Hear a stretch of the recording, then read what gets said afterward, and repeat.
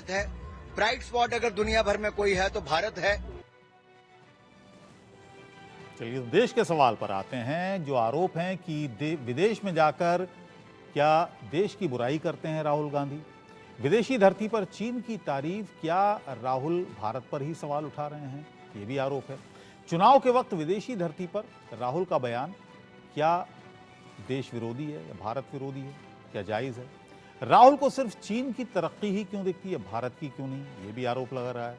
और राहुल गांधी को आरएसएस से आखिर दिक्कत क्या है? तो ये तमाम सवाल हम आज जानेंगे, उठाएंगे इन सवालों को। हमारे साथ खास मेहमान हैं, रमन मलिक हमारे साथ हैं, नेता हैं भारतीय जनता पार्टी के। सुजाता पॉल हमारे साथ हैं, प्रवक्ता कांग्रेस की।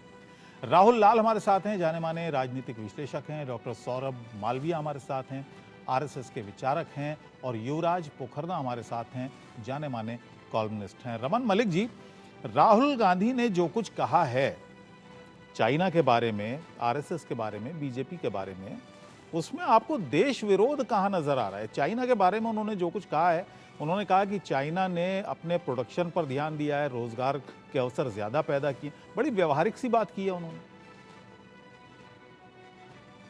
व्यवहारिक सी बात जो करने वाले व्यक्ति हैं वो कम से कम पहले व्यवहारिक बात तो ये करें कि वो जो 2008 का एक आपस का करारनामा था, उस करारनामे को तो कम से कम देश को बताएं उसमें क्या लिखा था, उसमें कौन कौन सी चीजों की हामी भर के आए थे राहुल गांधी, ये बताएं। दूसरी चीज नहीं, उन्होंने तो 12 करार दे दिए आपके कि 12 बार मुलाकात हुई भारतीय जनता पार्टी के नेताओं की, सीसीपी के नेताओं से, राजनयिकों से चाइना के। सर हमने कोई एग्रीमेंट साइन नहीं करा।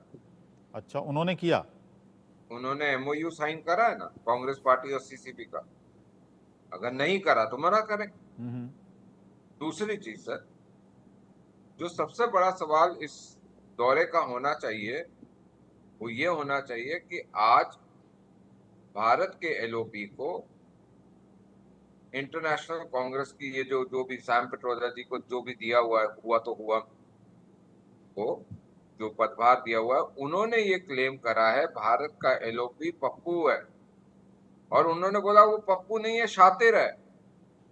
अब मैं ये समझना चाहूंगा कि वो भारत के एलओपी की बढ़ाई कर रहे थे या उनको भिगो भिगो के कुछ मार रहे थे।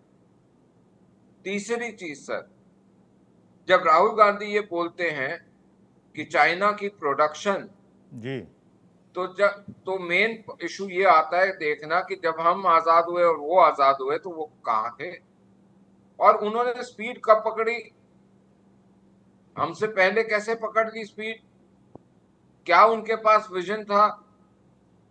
और वो विजन जो था वो यही सामने क्यों आया कि वो पिछले 10-12 साल में उस विजन से कंपीट करने की एक लालसा भारत में जगी। उसके बाद भी एक और पॉइंट बता देता हूँ एग्जांपल देने के लिए। ठीक है। कि जी सुई से, यहाँ से, वहां से, सब कुछ बड़े बड़े शब्द जुमले कांग्रेस बोलती है। मैं एक ही चीज पूछता हूँ कि कोरोना के समय हमने देखा था ना सर कि ना वो जो बॉडी किट होती है वो नहीं बनती थी, फेस मास्क पूरे नहीं बनते थे। तो ये जो नहीं, कमी थी, अगर तारीफ किसी देश की कर दी तो इसमें दिक्कत क्या है? इसमें देश विरोध कहाँ है? चलिए मैं आपके पास आऊंगा। सुजाता पॉल जी भी हमारे साथ हैं। सुजाता जी, बहुत सारे सवाल इन्होंने भी उठाए, रमन जी ने, आप क्या कहना चाहेंगी इस पर?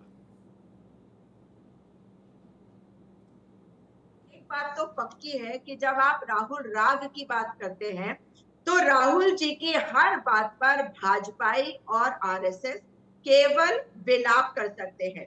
आलाप तो करते ही हैं, लेकिन विलाप के साथ जिस तरह से ये कलप रहे हैं वो बता रहा है कि कितने डरे हुए हैं ये राहुल गांधी जी से।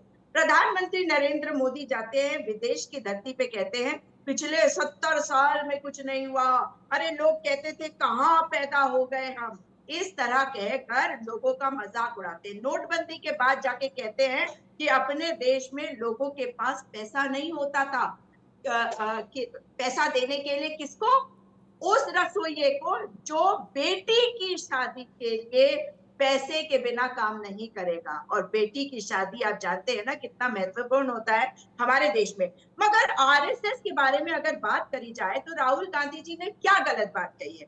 ये वही संस्था है जिसको प्रतिबंधित किया था सरदार वल्लभ भाई पटेल ने फरवरी 1948 में महात्मा गांधी जी की हत्या के बाद, क्योंकि उनका ये मानना था और हमेशा से मानना था, हमेशा तक मानना रहा कि आरएसएस का इन्वॉल्वमेंट था, जबकि आरएसएस के नेताओं को क्लीन चिट भी मिली थी, फिर भी उनका ये मानना था कि नहीं, आरएसएस का हाथ था महात्मा गांधी की हत्या में।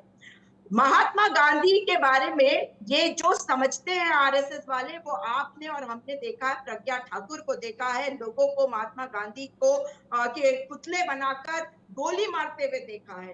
क्या ये भारत में हो सकता है? ये भारत में तभी हो सकता है जब आरएसएस जैसी संस्था होगी जो पंजीकृत नहीं है। भाई ये तो ये बता दे, मैं सबका कमेंट ले लूं एक एक, उसके बाद फिर मेरी मैं छोटी सी बात पूरी हो जाने दीजिए। जी। देखिए, ये जब बात करते हैं ना चीन की, तो कि राहुल जी ने क्या कहा, तो राहुल जी कह रहे हैं कि बेरोजगारी पर ध्यान दो। वो मुद्दे से हटाने के लिए चीन की बात करते हैं, जहां 12-12 बार गए।